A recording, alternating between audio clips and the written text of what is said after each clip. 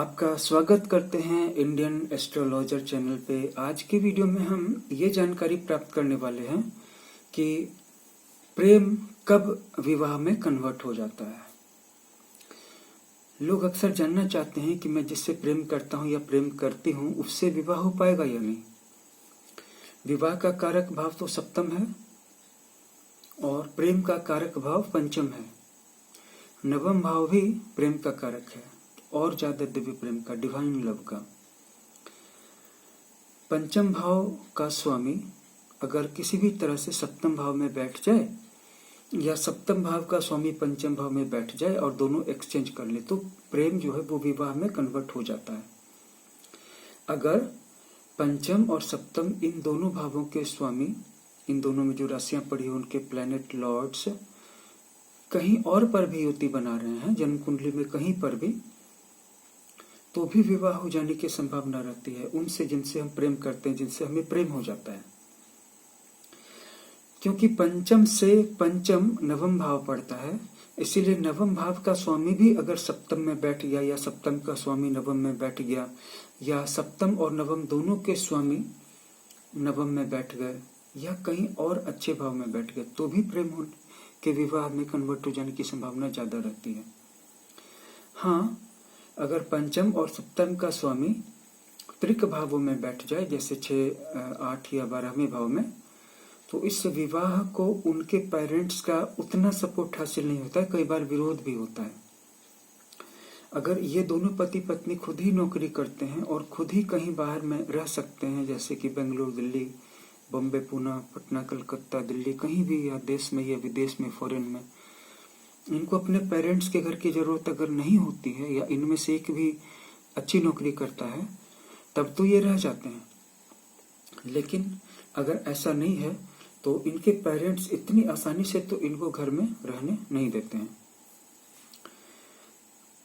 एक बात और भी बता दें कि पंचम और सप्तम इन दोनों के स्वामी अगर किसी पाप भाव में पड़ गए 6, 8, 12 में, तो साथ जहां भी रहेंगे वहां पे भी कुछ कठिनाइयां आएंगी जिनको इन्होंने एक्सपेक्ट नहीं किया होगा। जैसे कि एक दूसरे के साथ तालमेल में कमी दिखने लगेगी, अर्थात मैरिज के पहले जैसा इन्होंने सोचा था वैसा अब निकल करके सामने नहीं आ रहा है। कैसा आ रहा है सामने? एक दूसरा ही रूप सामने आ रहा है। और कार्य क्षेत्र में भी कठिनाई होगी और बाहर में कहीं रहने में भी एक अलग तरह की कठिनाई होगी।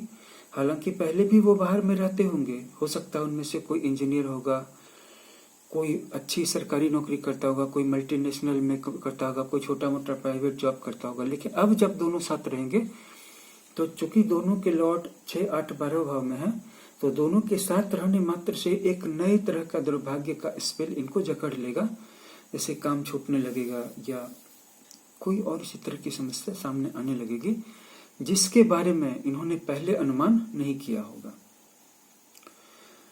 यही बात नवम और सप्तम की युति के बारे में भी, कि नवम और सप्तम के लॉर्ड की युति हो जाए या एक दूसरे के साथ एक्सचेंज कर ले, एक दूसरे पे दृष्टि डाल दें तो प्रेम तो होता ही है, विवाह भी करना चाहते हैं, विवाह भी हो सकता है, लेकिन वो कितना खुश रह पाएंगे ये इस पे डिपेंड करता है कि वो दोनों हैं किस भाव में।